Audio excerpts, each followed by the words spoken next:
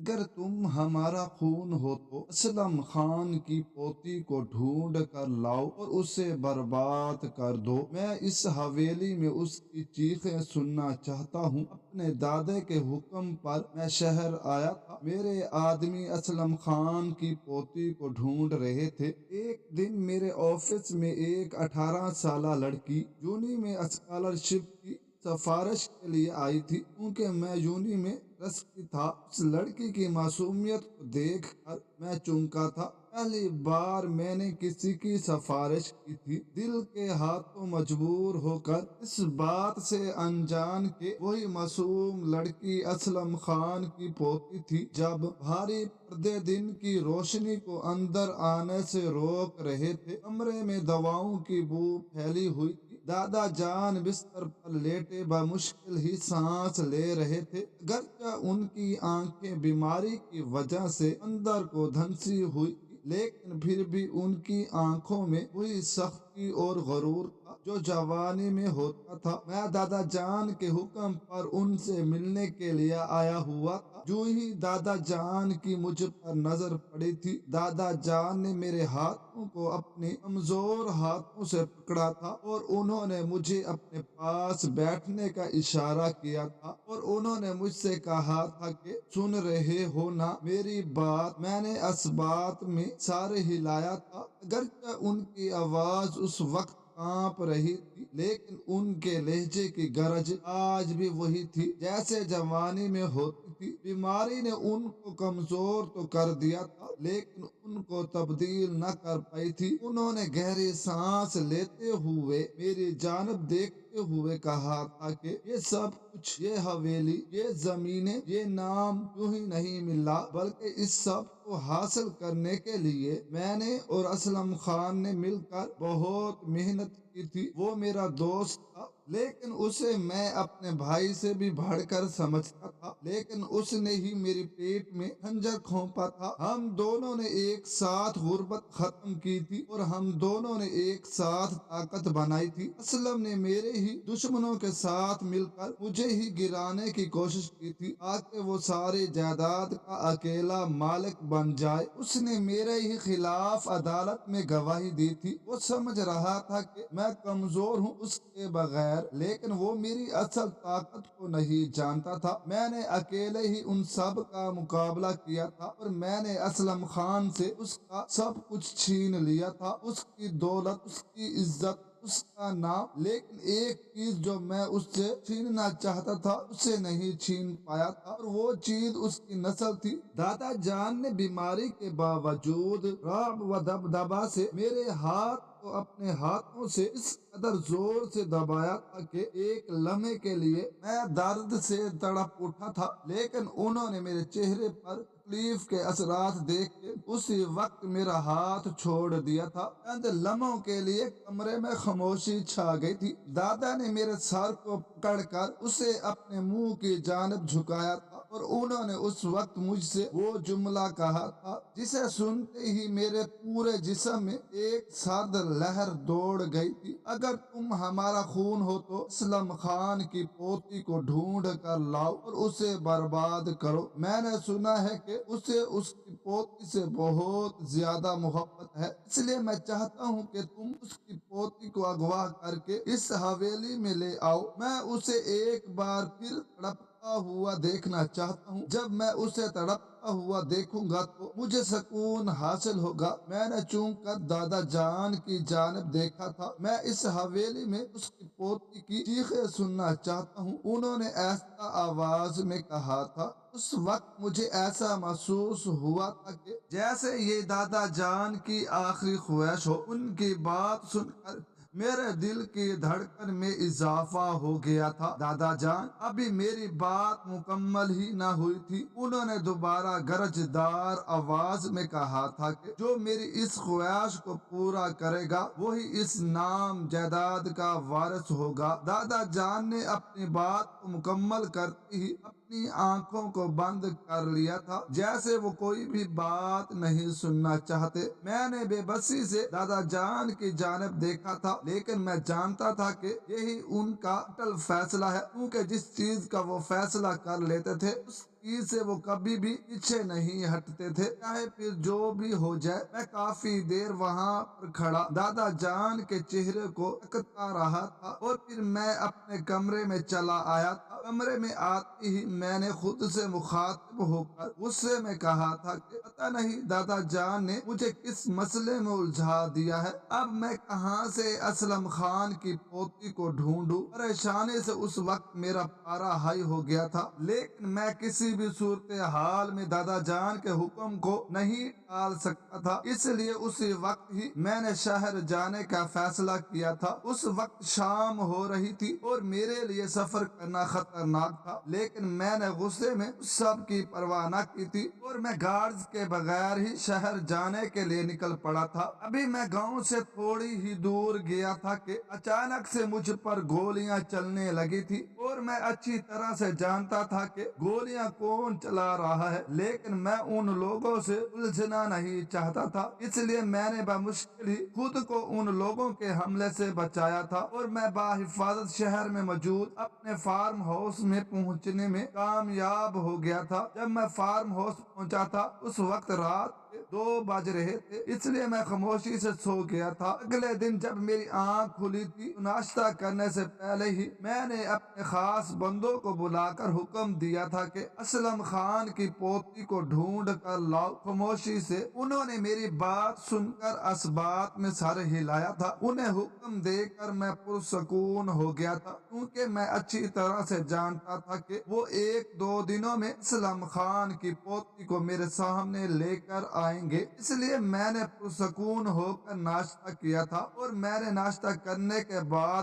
Office کا رخ کیا تھا، جہاں پر میرے 2 دن گاؤں ہونے کی وجہ سے اچھا خاصا کام پڑا ہوا تھا۔ آفس میں کام کرنے کے بعد جو ہی میں نے فارم ہاؤس کا رخ کیا تھا، میرے آدمیوں نے اسلم خان کے خاندان کی ساری رپورٹ میرے سامنے رکھی تھی۔ اسلم خان کا ایک بیٹا اور ایک بیٹی تھی۔ اس کا بیٹا چونکہ نشہ کرتا تھا، اس لیے اس کی لاش ایک دن نشہ زیادہ کرنے کی وجہ سے ویرانے میں سے ملی تھی۔ جب اس کا پوسٹ مارٹم ہوا تھا تو معلوم ہوا تھا کہ نشہ کرنے کی وجہ سے اس کے دوران معدے فارغ ہو چکے تھے، اس لیے فوراً ہی اس کی موت ہو گئی تھی۔ اور اسلم خان کی بیٹی ایک حادثے میں چل بسی تھی۔ اس کی صرف ایک پوتی تھی جس کے بارے میں کسی کو بھی معلوم نہیں۔ اسلم خان نے اسے کہیں پر چھپایا ہوا تھا تاکہ کوئی بھی دشمن اس کی پوتی کو نقصان نہ پہنچا سکے۔ اگرچہ اسلم خان کی پوتی کو ڈھونڈنا مشکل کام تھا، لیکن مجھے مشکل کام ہی سب سے زیادہ پسند تھے، اس لیے میں نے اپنے بندوں کو حکم دیا تھا کہ چاہے تم لوگوں کو زمین اور آسمان ایک ہی کیوں نہ کرنا پڑے، پھر بھی اسلم خان کی پوتی کو ڈھونڈ نکالو۔ انہوں نے سر جھکا کر میری بات سنی تھی اور وہ اسلم خان کی پوتی کو تلاش کرنے کے لیے چلے گئے تھے۔ وہ میرے خاص آدمی تھی، مجھے ان پر بھروسہ تھا کہ وہ مجھے کبھی بھی مایوس نہیں کریں گے، اس لیے میں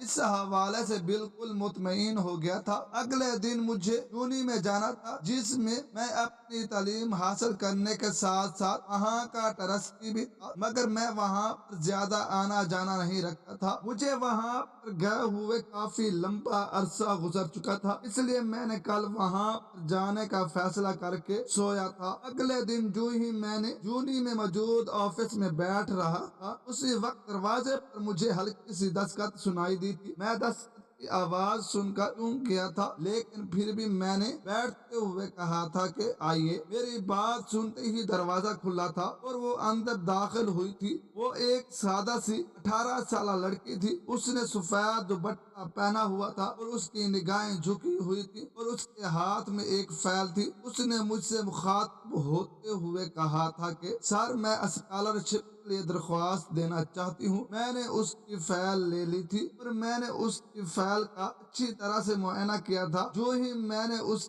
چہرے کی جانب نگاہ اٹھائی تھی تو میری نگاہیں اس کے چہرے پر جم سی گئی تھی۔ وہ مجھے بہت زیادہ معصوم لگتی تھی، اگرچہ وہ زیادہ خوبصورت نہ تھی۔ لیکن اس کے چہرے پر ایک عجیب قسم کی کشش تھی جس نے مجھے اس کی جانب متوجہ کیا تھا۔ اگرچہ میں اس کی فعل کا جائزہ لے چکا تھا لیکن پھر بھی میں نے اس سے اس کا نام پوچھا تھا۔ میری بات سنتے ہی اس نے جواب دیا تھا کہ مہروش فاطمہ۔ اس کا نام مجھے اس وقت دنیا کا سب سے خوبصورت نام لگا تھا۔ میں نے مزید اس سے پوچھا تھا کہ تمہاری سفارش کون کر رہا ہے؟ اس نے کہا تھا کہ سر کوئی بھی نہیں، کیونکہ میری امی کہتی ہے کہ انسان کو جو کچھ بھی زندگی میں کرنا چاہیے صرف اور صرف اپنے ہی دم پر کرنا چاہیے۔ اس کی آواز میں کانفیڈنس تھا، اس لیے میں نے زندگی میں پہلی مرتبہ دل کے ہاتھوں مجبور ہو کر اس کی سفارش خود کرتے ہوئے کہا تھا کہ ٹھیک ہے، اسکالرشپ منظوری۔ میری بات سن کر وہ مسکرا اٹھی تھی اور اس نے میری جانب دیکھتے ہوئے کہا تھا کہ سچی سر۔ میں نے مسکراتے ہوئے اس بات میں سر ہلایا تھا۔ اسے اس وقت مسکراتے ہوئے دیکھ کر ایک عجیب قسم کی خوشی محسوس ہوئی تھی جو کس وجہ سے وہ میں نہیں جانتا تھا، لیکن وہ میری زندگی میں آنے والی پہلی لڑکی تھی جسے دیکھنے کے بعد میرا دل چاہا تھا کہ میں اسے بار بار دیکھوں۔ میری بات سن کر خوشی سے اس کی آنکھوں میں آنسو آ گئے تھے اور اللہ تعالیٰ آپ اس کی جزا خیر دے، یہ کہتے ہی وہ وہاں سے چلی گئی تھی۔ لیکن اس کے جاتے ہی مجھے ایسا محسوس ہوا تھا کہ جیسے وہ میری مسکراہٹ کو بھی اپنے ساتھ لے کر چلی گئی ہو۔ لیکن کبھی کبھار قسمت انسان کے ساتھ وہ کھیل کھیلتی ہے جس کے بارے میں اسے معلوم ہی نہیں ہو پاتا۔ مجھے اس وقت بالکل بھی معلوم نہیں تھا کہ جس لڑکی کی معصومیت نے میرے دل کو ہلایا ہے وہ کوئی اور نہیں بلکہ اسلم خان کی ہی پوتی ہے، جسے ڈھونڈنے کے لیے میرے آدمی شہر کی گلیوں میں مارے مارے پھر رہے ہیں۔ ایک دن میرا خاص آدمی عمران میرے پاس حاضر ہوا تھا اور اس نے اپنا سر جھکا کر ادب سے مجھ سے کہا تھا کہ ہم نے کافی کچھ اکٹھا کیا ہے اسلم خان اور اس کی فیملی کے بارے میں۔ اس کی بات سن کر میرے ہاتھ بے اختیار مٹھی میں بندھے تھے۔ میں نے اسے حکم دیا تھا کہ مجھے بتانا شروع کرو۔ عمران میرے کہنے پر اپنے ہاتھ میں لی ہوئی فائل کھولی تھی اور اس نے مجھے بتایا تھا کہ اسلم خان 20 سال پہلے شہر کا سب سے بڑا کاروباری شخص تھا۔ وہ نہ صرف کاروبار کرتا تھا بلکہ اس کے ساتھ ساتھ وہ سیاست زمینداری میں اس وقت شہر کا سب سے بڑا آدمی تھا۔ عمران یہ کہتے ہوئے ایک لمحے کے لیے رکا تھا جیسے وہ اگلا جملہ کہنے کے لیے خود کو تیار کر رہا ہو۔ پھر اس نے کہا تھا کہ پھر اس کے خلاف ایک کیس کھلا تھا طاقت کے ناجائز استعمال کا، لیکن آخری لمحے جو اس کا گواہ تھا وہ مکر گیا تھا جس کی وجہ سے وہ جیتا ہوا کیس ہار گیا تھا۔ عمران نے یہ کہتے ہوئے فائل میں سے ایک تصویر نکال کر میری جانب بڑھائی تھی۔ جب میں نے اس تصویر کو دیکھا تھا وہ ایک بوڑھے شخص تھی جس کی ہڈیاں اس قدر کمزور ہو چکی تھی کہ وہ ایسے دکھائی دے رہا تھا کہ جیسے وہ مرنے کے بالکل ہی قریب ہو۔ ایک لمحے کے لیے اس بوڑھے شخص کو دیکھ کر مجھے اس پر ترس آیا تھا، لیکن جب عمران نے مجھے بتایا کہ یہی اسلم خان ہے مجھے اس سے بے تحاشا نفرت محسوس ہونے لگی تھی۔ عمران مجھے مزید بتایا تھا کہ لوگ کہتے ہیں کہ یہ پاگل ہو چکا ہے اور ہر ایک کو پکڑ کر کہتا پھرتا ہے کہ میرے ساتھ نا انصافی ہوئی ہے۔ اس کی جائیداد اور دولت کو اس کے کسی دوست نے ہڑپ لیا تھا۔ عمران کی بات سن کر مجھے دادا جان کی بات یاد آئی تھی کہ انہوں نے اپنے دوست کو غداری کی سزا دیتے ہوئے اس کی زمین اور ساری جائیداد ہڑپ لی تھی۔ مجھے اس وقت بالکل بھی سمجھ میں نہیں آیا تھا کہ کس نے کس کو دھوکہ دیا ہے۔ عمران نے مجھے سوچ میں ڈوبے ہوئے دیکھ کر ایک اور تصویر میرے جانب بڑھائی تھی جو اسلم خان کے نشئی بیٹے کی تھی۔ 3 سال پہلے اس کی لاش ایک ویران علاقے میں سے ملی تھی۔ عمران مجھے اس کی بیٹی کے بارے میں بھی معلومات دی تھی، لیکن مجھے صرف اور صرف اس کی پوتی سے غرض تھی، اس لیے میں نے عمران کی بات کو काटते हुए कहा था कि उसकी पोती। मेरी बात सुनकर इमरान ने सर झुकाकर कहा था कि सर हमें उसके बारे में बहुत ही कम मालूमात हासिल हुई है, क्योंकि असलम खान के बेटे की मौत के बाद वो अपनी माँ के साथ कहीं और जगह पर चली गई थी। कहाँ बे इख्तियार मैंने इमरान से पूछा था, लेकिन इमरान ने सर झुकाकर कहा था कि कोई भी नहीं जानता, क्योंकि पोती को असलम खान ने किसी खुफिया जगह पर रखा हुआ है। हमें सिर्फ और सिर्फ उसका नाम मालूम हो पाया है। जब इमरान ने उसका नाम महरोश फातिमा बताया था, तो एक लम्हे के लिए मुझे ऐसा महसूस हुआ था कि जैसे पूरा आसमान मेरे सर पर गिर पड़ा हो, क्योंकि जो लड़की 2 दिन पहले मुझसे मिलने के लिए ऑफिस में आई थी उसका नाम भी महरोश फातिमा था। इसलिए जब इमरान ने मुझे असलम खान की पोती के नाम के बारे में बताया था, मुझे एक जोरदार झटका लगा था। नहीं, ये मुमकिन नहीं। मैं फौरन बोल पड़ा। मेरी बात सुनकर इमरान चूक गया था और उसने हैरान होते हुए मुझसे कहा था कि सर क्या मुमकिन नहीं है। मैंने घबराते हुए कहा था कि कुछ भी नहीं। वो मुझे मालूमात देकर और फाइल वहीं पर रख कर चला गया था, लेकिन उसके जाते ही मैं एकदम कुर्सी से उठा था और मैं खिड़की के पास जाकर खड़ा हो गया था, क्योंकि उस वक्त शाम हो रही थी। इसलिए वक्त गुजरने के साथ साथ सारा शहर अंधेरे में डूबता जा रहा था। जिस लड़की को देखकर मुझे जिंदगी में पहली दफा सुकून हासिल हुआ था, वो भी दुश्मन की पोती निकली थी। इसलिए मेरे लिए यकीन करना बहुत ज्यादा मुश्किल हो गया था। मैंने एक दफा फिर इमरान की लाई हुई फाइल को खोला था और मैंने तमाम तफसीलात पर एक बार फिर नजर दौड़ाई थी, लेकिन फिर भी वो नाम नहीं बदला था। अगले दिन जब इमरान मुझसे मिलने के लिए आया था, तो मैंने उसे महरोश फातिमा की तमाम हकीकत से आगाह कर दिया था। मेरी बात को सुनकर उसे एक झटका लगा था। जिस लड़की को ढूंढने के लिए वो अपने आदमियों के साथ मारा मारा फिर रहा था, वो तो हमारे बहुत ही ज्यादा करीब मौजूद थी। इमरान ने मेरी बात सुनने के बाद मुझसे कहा था कि सर अगर आपकी इजाजत हो तो हम उस लड़की को अगवा करके ले आए, लेकिन मैंने उसे ये कहकर रोक दिया था कि नहीं, वो तालिब इल्म है, उसे इस सब चीजों से दूर रखो। मेरी बात सुनने के बाद इमरान ने हिचकिचाते हुए कहा था कि मगर दादा जान का हुक्म। उसकी बात सुनकर मैंने अपनी मुट्ठी जोर से मेज पर धे मारी थी। गुस्से से भरपूर होकर मुझे इस कदर गुस्सा करते हुए देखकर इमरान भी डर गया था। मैंने उसकी जानब देखे बगैर गुस्से से कहा था कि दादा जान का हुक्म असलम खान की पोती के लिए था, किसी मासूम लड़की के लिए नहीं। मेरी बात सुनकर इमरान को बहुत ज्यादा हैरत हुई थी, लेकिन उसने मुझसे मजीद कुछ नहीं कहा था और वो चला गया था। लेकिन उसके जाते ही मेरे अंदर जंग शुरू हो चुकी थी। अगर वही लड़की असलम खान की पोती हुई तो क्या मैं उसके साथ बुरा सलूक कर पाऊंगा? ये सोचते ही मेरा दिल एकदम बेचैन हो गया था और मेरे दिल की धड़कन में इजाफा हो गया था। इसलिए मैंने ये सोच कर खुद को रिलैक्स किया था कि वो असलम खान की पोती हरगिज नहीं हो सकती। कुछ ही दिनों बाद वो दोबारा यूनी में मुझसे मिलने के लिए आई थी। उस दिन बारिश हो रही थी। वो बारिश में भीगती हुई सीढ़ियाँ चढ़ती हुई मेरे ऑफिस में आई थी। उसने मुझसे हिचकिचाते हुए कहा था कि सर मुझे नौकरी की जरूरत है, अगर आपके पास नौकरी है तो आप मुझे रख लें। मैंने काफी देर सोचने के बाद उससे कहा था कि मेरे पास नौकरी तो है, लेकिन वो गांव में मेरी हवेली में है। मेरी बात सुनकर एक लम्हे के लिए वो परेशान हो गई थी, लेकिन फिर कुछ सोचने के बाद उसने जवाब दिया था कि सर मैं वहाँ पर काम करने के लिए तैयार हूँ। उसको राजी देख एक लम्हे के लिए मेरा दिल घबराया था कि अगर दादा जान को उसकी हकीकत के बारे में मालूम हो गया तो क्या होगा, लेकिन जो होगा देखा जाएगा।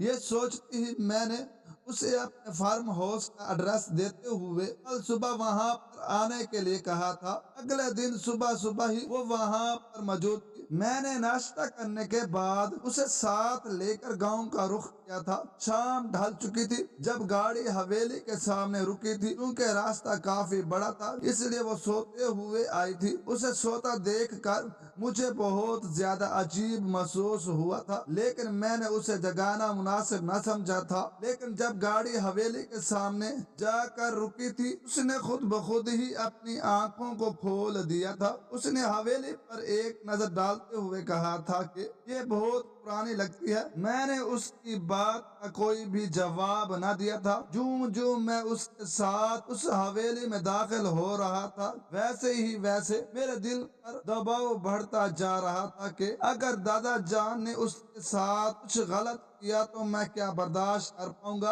अगरचे उस लड़की को मैं सिर्फ चंद ही दिनों से जानता था, लेकिन फिर भी वो इन चंद दिनों में मुझे इस कदर अजीज हो चुकी थी कि मेरा उसको नुकसान पहुंचाने का बिल्कुल भी दिल नहीं करता था। और जब भी मैं उसके बारे में सोचता था, मेरा दिल एक अजीब तरह से ही धड़कता था। जब उसकी नजर हाल में लगी दादा जान की बड़ी सी तस्वीर पर पड़ी थी, तो उसने मुझसे मासूमियत से पूछा था कि ये कौन है। मैंने उससे बताया था कि मेरे दादा जान है। उसने मेरी बात सुनने के बाद असतगी से कहा था कि इनकी आंखें बहुत ज्यादा अजीब है। मैंने उसकी बात सुनने के बाद उसे कोई भी जवाब न दिया था। वो रात उसने पहली मर्तबा हवेली में गुजारी थी। सुबह होते ही वो अपने काम में मसरूफ हो गई थी, जिसके बारे में मैंने उसे अच्छी तरह गाइड कर दिया था ताकि उसे किसी भी किस्म की मुश्किल ना हो। लेकिन अगले ही दिन सुबह सवेरे रोते हुए मेरे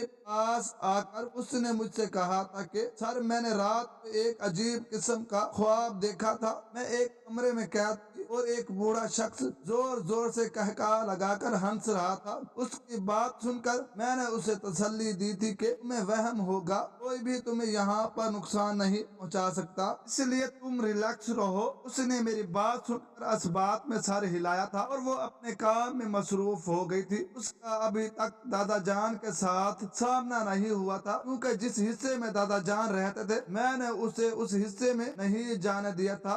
लेकिन मैं अच्छी तरह से जानता था कि मैं उसे दादा जान से नहीं छुपा पाऊंगा, क्योंकि बहुत से नौकर हवेली में मौजूद थे जो दादा जान को मेरे पल पल की खबर देते थे। इससे पहले के दादा जान को नौकर इसके बारे में आगाह करते, उसी शाम मैं उसे लेकर दादा जान के कमरे में पहुंचा था और मैंने दादा जान से झूठ बोलते हुए कहा था कि मैं आपकी देखभाल करने के लिए शहर से एक नर्स लाया हूँ। ये आपकी अच्छी तरह से देखभाल भी करेगी और उसके साथ साथ इस घर के भी निजामों को देखेगी। पहले पहल तो दादा जान उस सब के लिए ना माने थे, लेकिन मेरे बार बार इसरार करने की वजह से वो मान गए थे। जब दादा जान ने मुझसे असलम खान की पोती के बारे में पूछा था, मैंने उनसे कहा था कि मैं उसे अभी ढूंढ रहा हूँ। मैंने उसके लिए उनसे झूठ बोला था, क्योंकि मैं हकीकत जानना चाहता था कि दर हकीकत असल कसूरवार कौन है, क्योंकि उस वक्त मुझे जितनी भी मालूमात मिल चुकी थी उसके मुताबिक कसूरवार असलम खान नहीं बल्कि मेरा अपना दादा था। इसलिए मैंने इस मामले के बारे में खुद ही तहकीक करना शुरू कर दी थी। मैं एक दिन चाचा कालू से मिला था, जो दादा जान के ही हम उम्र थे और उनके दोस्त भी थे। जब मैंने उनसे इस बारे में पूछा तो पहल तो वो मुझे कुछ भी नहीं बता रहे थे, लेकिन मेरे बार बार इसरार करने के बाद उन्होंने मुझ पर वो राज इंशिकाफ किया था जिसके बारे में सुनते ही मेरे कदमों के नीचे से जमीन निकल पड़ी थी। उन्होंने ही मुझे बताया था कि असल कसूरवार मेरे ही दादा जान थे। असलम खान और वो दोनों बहुत ही गहरे दोस्त थे। उन्होंने गुर्बत को एक साथ खत्म करने की आनी थी और कुछ ही सालों के बाद वो गुर्बत को खत्म करने में कामयाब हो चुके थे। लेकिन मेरे दादा जान बहुत ज्यादा अमीर होना चाहता था, इसलिए वो गलत रास्ते पर चल पड़ा था। जब असलम खान को इस सब के बारे में मालूम हुआ था तो उन्होंने दादा जान को रोकने की बहुत कोशिश की थी, लेकिन दादा जान ना रुके थे। इसलिए मजबूरन उन्होंने दादा जान के खिलाफ अदालत में मुकदमा दर्ज करवा दिया था, लेकिन आखिरी लम्हे उसका गवाह ही मुकर गया था, जिसकी वजह से वो सच्चा होने के बावजूद कसूरवार करार दिया गया था। चंद ही दिनों के अंदर ही अंदर दादा जान ने अपने ताल्लुकात और ताकत को इस्तेमाल करते हुए असलम खान की सारी जायदाद और जमीनों के साथ साथ उसके कारोबार में हिस्से पर भी कब्जा कर लिया था। क्योंकि असलम खान कमजोर था, इसलिए उसने खामोशी इख्तियार कर ली थी। दादा जान ने उस पर भी बस न की थी। उन्होंने ही असलम खान के बेटे को नशे का आदी बनवाया था और देखते ही देखते वक्त गुजरने के साथ साथ वो नशे का इस कदर आदी बन गया था कि اسے اپنا بھی ہوش نہیں رہا تھا۔ ایک رات اپنے ایک آدمی کی مدد سے دادا جان نے اسے نشے میں ہی ایک ایسا زہر دلوا دیا تھا جس نے جاتے ہی اس کے معدے کو بیکار بنا دیا تھا، اور وہ تھوڑی دیر گزرنے کے بعد اس دنیا سے ہی چل بسا تھا۔ جب چاچا کالو نے مجھے اس حقیقت سے آگاہ کیا تھا تو میرے لیے یقین کرنا مشکل ہو گیا تھا کہ میرا دادا جان ایسا بھی کر سکتے ہیں، لیکن حقیقت کو ماننے کے سوا میرے پاس اور کوئی بھی چارہ نہ تھا۔ میں حقیقت کو جاننے کے بعد گھر آ گیا تھا، لیکن میں نے اس حقیقت سے کسی کو بھی آگاہ نہیں کیا تھا، کیونکہ میں نہیں چاہتا تھا کہ حقیقت سامنے آنے کے بعد دادا جان کو سب کے سامنے اپنا سر جھکانا پڑے۔ میں نے انہیں ان کی زندگی کے آخری ایام میں رسوا نہیں ہونے دینا چاہتا تھا، اس لیے میں نے خاموش رہنے میں ہی بہتری سمجھی تھی۔ وقت گزرتا گیا تھا، مہروش کی حقیقت کے بارے میں دادا جان کو بالکل بھی معلوم نہیں ہو پایا تھا۔ مہروش دادا جان کا بہت زیادہ خیال رکھتی تھی، اس کی وجہ سے دادا جان بہت زیادہ خوش تھے، کیونکہ وہ دادا جان کو مصروف رکھنے کے لیے ان کی دیکھ بھال کرنے کے ساتھ ساتھ ان کو مختلف چیزوں میں مصروف بھی رکھتی تھی، جس کی وجہ سے چند ہی دنوں کے اندر ہی اندر دادا جان کی حالت پہلے سے بہت اچھی ہو چکی تھی۔ ایک دفعہ مہروش چند دنوں کے لیے کام کے سلسلے میں شہر گئی تھی۔ ان دنوں میری حالت ایسی تھی جیسے کسی عاشق کی ہوتی ہے۔ جب تک میں نے اسے دیکھ نہیں لیا تھا اب تک مجھے بالکل بھی سکون حاصل نہ ہوا تھا۔ چند ہی دنوں کے اندر ہم دونوں ایک دوسرے کے اس قدر قریب آ چکے تھے کہ ہم دونوں کا ایک دوسرے کو دیکھے بغیر ہی دن ہی نہیں گزرتا تھا۔ ان دنوں ہی مجھ پر انشکاف ہوا تھا کہ وہ بھی مجھے دل ہی دل میں پسند کرتی ہے، مگر مجھے بتانے سے ڈرتی ہے۔ ایک دن اچانک اس نے مجھ سے سوال کیا تھا کہ سر آپ میری اس قدر مدد کیوں کر رہے ہیں؟ میں نے اسے حقیقت سے آگاہ کر دیا تھا کہ میں تمہیں پسند کرتا ہوں اور تم سے شادی کرنا چاہتا ہوں۔ اسے مجھ سے اس جواب کی بالکل بھی امید نہ تھی، اس لیے وہ گھبرا کر وہاں سے چلی گئی تھی۔ اس دن کے بعد اس کا مجھ سے سامنا نہ ہو پایا تھا، کیونکہ وہ مجھے دیکھتی ہی جاتی تھی تاکہ میرا اس کے ساتھ سامنا نہ ہو پائے۔ کچھ ہی دنوں کے بعد اچانک ہی دادا جان کے دل میں درد اٹھا تھا، اگرچہ میں انہیں لے کر فوراً ہسپتال پہنچا تھا، لیکن پھر بھی وہ زندہ نہ بچ سکے تھے۔ دادا جان کی موت کے بعد میں بالکل ہی اکیلا ہو گیا تھا۔ جب مہروش نے اس حویلی سے جانے کی بات کی تو میں نے اسے شادی کرنے کے لیے پرپوز کیا تھا۔ کچھ سوچنے کے بعد اس نے میرا پرپوزل کو ایکسپٹ کر لیا تھا۔ اس کا بھی میرے سوا اس دنیا میں کوئی بھی نہیں تھا۔ اسلم خان کی ان دنوں وفات ہو گئی تھی، جن دنوں وہ کچھ دنوں کے لیے شہر گئی تھی، اور اس کی ماں تو کچھ سال پہلے ہی مر چکی تھی۔ شادی سے پہلے ہی میں نے کچھ سوچتے ہوئے اسے حقیقت سے آگاہ کر دیا تھا، تاکہ اگر پھر کبھی اسے کسی اور سے حقیقت معلوم ہو تو وہ مجھ سے بدگمان نہ ہو، اس لیے میں نے اسے شادی سے پہلے ہی حقیقت سے آگاہ کرنا مناسب سمجھا تھا۔ کہا تھا کہ میں تمہارے دادا جان کے حصے کی جائیداد تمہیں واپس دینا چاہتا ہوں، تو اس نے وہ جائیداد لینے سے انکار کر دیا تھا۔ چند ہی دنوں کے بعد ایک سادہ سی تقریب